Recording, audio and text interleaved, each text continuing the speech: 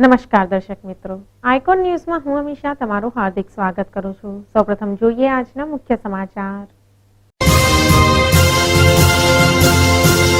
બાકરોલ ખાતે નવનિર્મિત સ્વામિનારાયણ મંદિરમાં મૂર્તિ પ્રાણ પ્રતિષ્ઠા નિમિત્તે યજ્ઞનું આયોજન। વર્ષ 2014ના છેલ્લા રવિવારની અનોખી ઉજવણી કરતા આણંદવાસીઓ। સ્ટેચ્યુ ઓફ યુનિટી પ્રોજેક્ટના ભાગરૂપે સરદાર વલ્લભભાઈ પટેલની 18 ફૂટ ઊંચી પ્રતિકૃતિ પ્રતિમા। હવે વધુ સમાચાર જોઈએ વિગતવાર।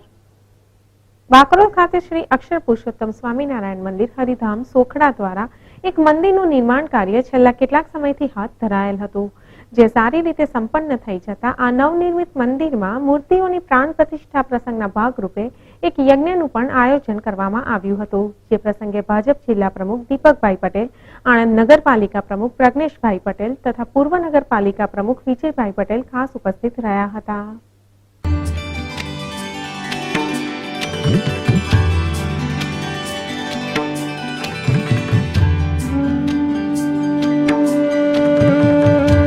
સ્વામિનારાયણ સ્વામિનારાયણ સ્વામિનારાયણ સ્વામિનારાયણ જય આત્મ્ય મહોત્સવની જય જય જય।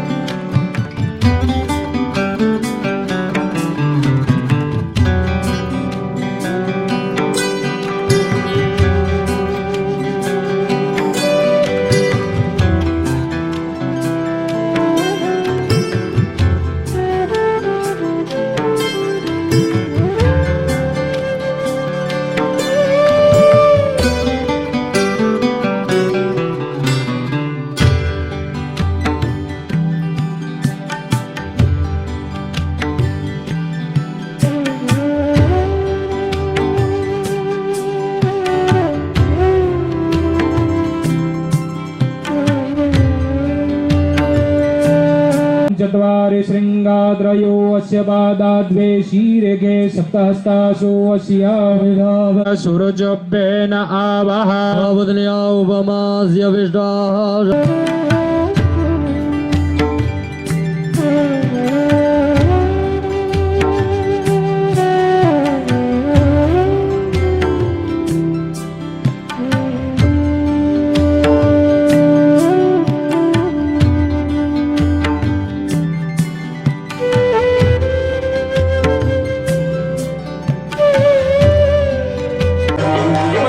ले जाओ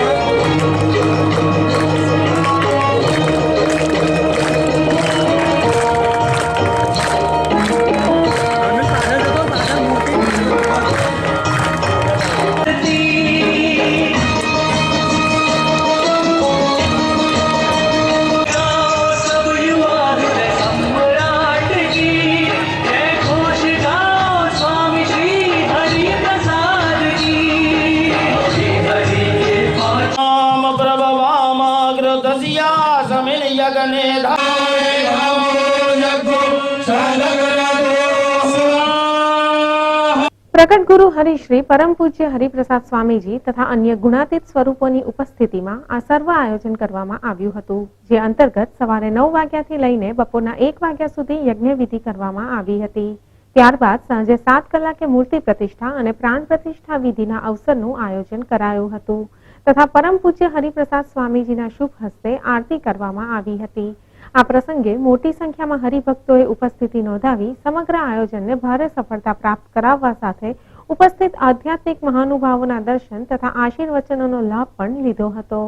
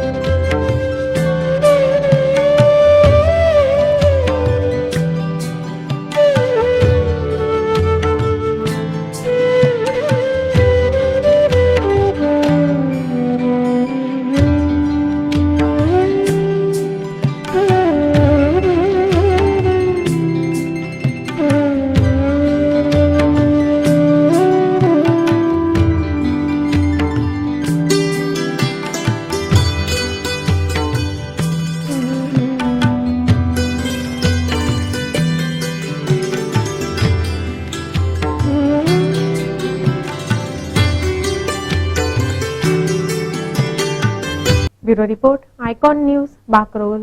રવિવારની રજાને પથારીમાં પડ્યા સુસ્ત થઈને માણવાના બદલે આણંદના પ્રજાજનોએ વર્ષ 2014ના છેલ્લા રવિવારની સવાર આનંદ ઉત્સવ તરીકે ઉજવી હતી. આણંદના લોકોને આ રવિવારની રજા કંઈક અનોખી રીતે જ માણવા મળી હતી, જેમાં તેમની સાથે જોડાયા હતા ગુજરાતના પ્રખ્યાત બોલિવૂડ કલાકાર અને સાંસદ એવા પરેશ રાવલ. તો આવો જોઈએ આ આનંદ ઉત્સવની થોડીક ઝલકો.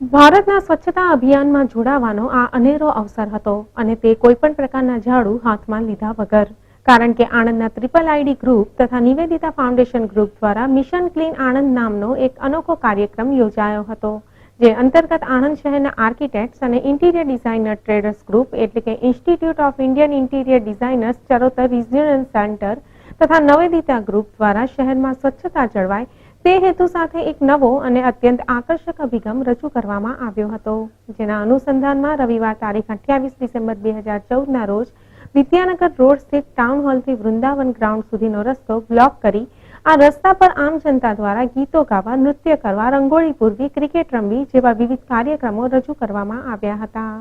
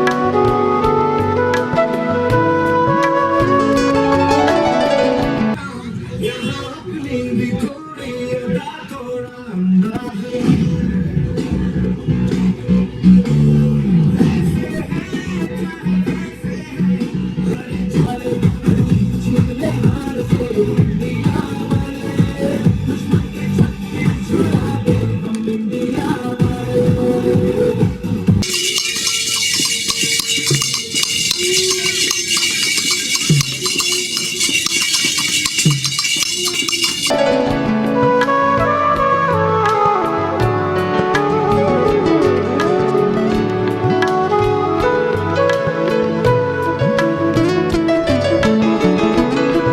ટ્રિપલ આઈડી ગ્રુપ દ્વારા સમગ્ર આણંદ વિદ્યાનગર રોડ પર વિદેશ જેવી સ્વચ્છતા જળવાય તે હેતુસર એક ખાસ પ્રકારના સીપોર્ટ ડસ્ટબિનની વ્યવસ્થા કરવામાં આવી છે, જેના ઉદ્ઘાટન પ્રસંગે પરેશ રાવલે આણંદની રૂબરૂ મુલાકાત લીધી હતી અને પ્રથમ સીપોર્ટને લોકો સમક્ષ ખુલ્લું મૂક્યું હતું. હાલ આ પ્રોજેક્ટ આણંદ વિદ્યાનગર રોડ પૂરતો જ મર્યાદિત એટલે કે પાયલટ લેવલ પર છે, જેમાં આમ જનતાનો સહકાર મળતા સમગ્ર આણંદ શહેરમાં તેનો લાભ આપવામાં આવનાર છે.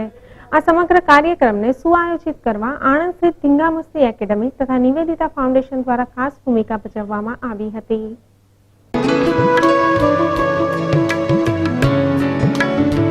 હું ભલે પોલિટિક્સમાં આવ્યો હું, પણ હજુ પૂરેપૂરો પોલિટિશિયન થયો નથી. એટલે રુચિએ કહ્યું કે તમે ડાયલોગ બોલજો, એટલે હું કહી દઉં કે હું ડાયલોગ બોલીશ. એમ નહીં થાય, હું સ્ટ્રેઇટ ડાયલોગ નહીં બોલાય, કારણ કે કોપીરાઇટનો પ્રોબ્લેમ આવતા હોય છે. ગોળ ગોળ વાત નહીં થાય. મિત્રો, સૌ પ્રથમ તો નિપાબેનને અને કમલભાઈને અને અહીંના ધારાસભ્યો, જિલ્લા પ્રમુખો, ચેરમેન સાહેબો, સમાજના મોભીઓ, અગ્રણીઓ, નેતાઓ, આપ સૌ માતાઓ, ભાઈઓ, બહેનો, સૌ પ્રથમ તો આપને બધાને ખૂબ ખૂબ ધન્યવાદ, ખૂબ ખૂબ અભિનંદન. કેટલું સરસ કામ તમે કરી રહ્યા છો એ જોઈને બહુ આનંદ થાય. અને સાચા અર્થમાં જેમ શ્વેત ક્રાંતિની શરૂઆત આણંદથી થઈ હતી, એવી રીતે આણંદ પણ આ જે ક્રાંતિકારી પગલું ભર્યું છે તમે, એમાં પણ પોતાનું નામ વધારે ને વધારે આગળ આવે, ઉજ્જવળ કરે એવી પ્રભુને પ્રાર્થના. હવે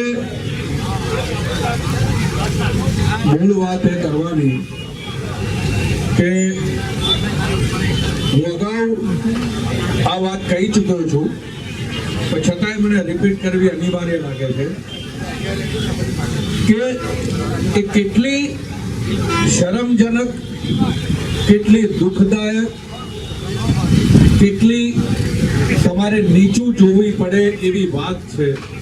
અને એની પાછળ આપણા પ્રધાનમંત્રી નરેન્દ્ર મોદી સાહેબની વેદના સમજવાની જરૂર છે. આ વેદના એ છે કે આપણા પ્રધાનમંત્રીએ લાલ કિલ્લા પરથી 15મી ઓગસ્ટે એમની સ્પીચમાં સંડાસ બાથરૂમ વિશે વાત કરવી પડે. આ આપણા માટે બહુ શરમજનક વાત કહેવાય. આખા દેશ માટે આની પાછળની વેદના જોવાની જરૂર છે, આ વેદના સમજવાની જરૂર છે. 65 વર્ષની સરકારે શું કર્યું એમાં આપણે નથી પડવું, પણ જે દેશની અંદર સંડાસ બાથરૂમ પણ ન હોય અને એનો સીધો નાતો કન્યા કેળવણી જોડે જોડતા હોય એવી સૂક્ષ્મ નજરવાળા મોદી સાહેબની વેદનાની આ વાત છે, એમણે કહેવું પડ્યું. બાકી આખી દુનિયા જ્યારે જોતી હોય ત્યારે લાલ કિલ્લા પરથી પ્રધાનમંત્રીની પ્રથમ સ્પીચ હોય અને એમાં તમારે સંડાસ બાથરૂમનો ઉલ્લેખ કરવો પડે, એ તમે સમજી શકો છો કેટલી શરમજનક વાત છે.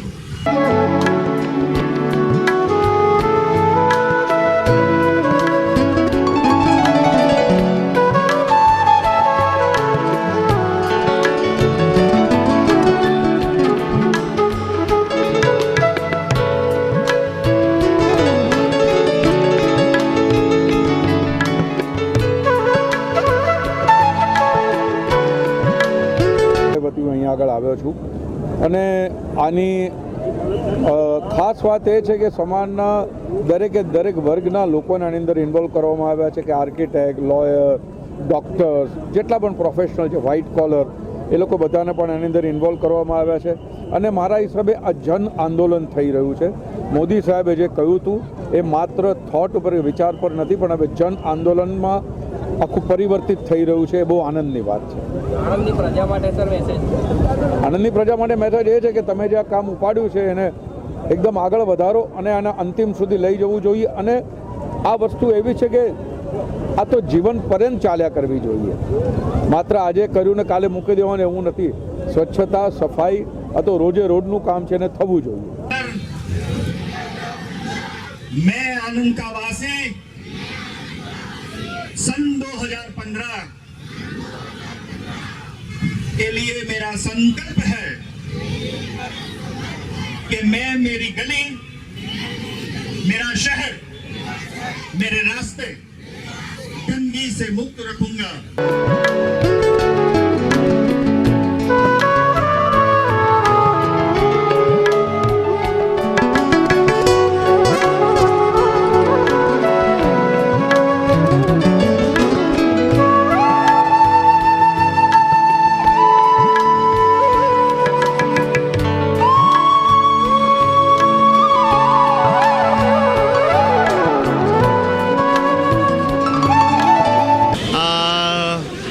બહુ જ આનંદ થયો, આનંદમાં આનંદ ઉત્સવ ઉજવાયો.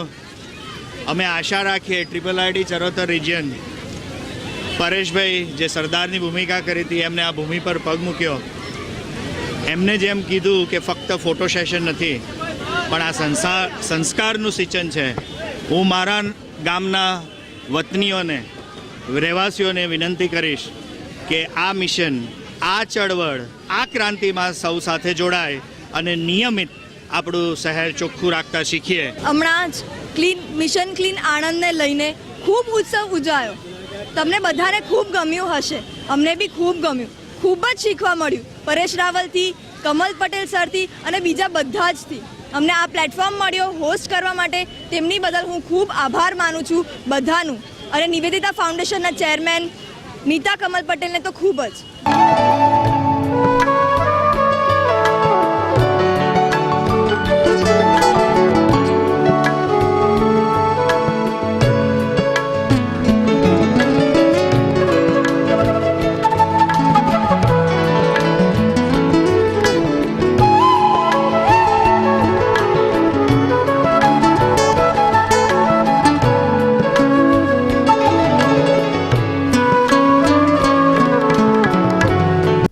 Bureau report, icon news, Anand. Statue of unity project હેઠળ સરદાર વલ્લભભાઈ પટેલની 182 ફૂટ ઊંચી પ્રતિમાની 18 ફૂટ ઊંચી પ્રતિકૃતિ બનાવી જાહેર કરવામાં આવી છે, જેને સરદાર પટેલના ગામ કરમસદ સ્થિત આવેલ સરદાર પટેલ મેમોરિયલ ખાતે લાવવામાં આવી હતી.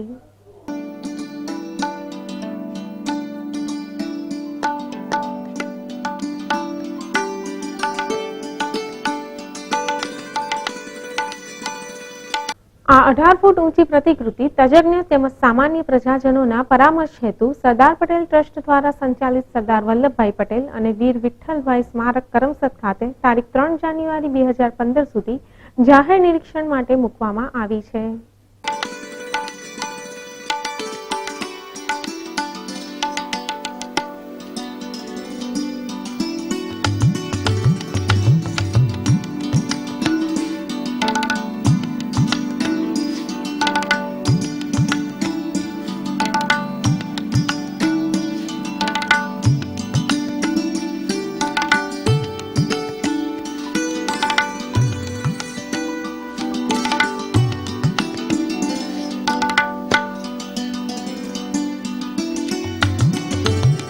જાહેર જનતાને આ સમયગાળા દરમિયાન સ્થળની મુલાકાત લેવા તથા અભિપ્રાયો રજૂ કરવા સરદાર પટેલ રાષ્ટ્રીય એકતા ટ્રસ્ટ ગુજરાત સરકાર તથા સરદાર પટેલ ટ્રસ્ટ કરમસદ દ્વારા આહવાન આપવામાં આવેલ છે.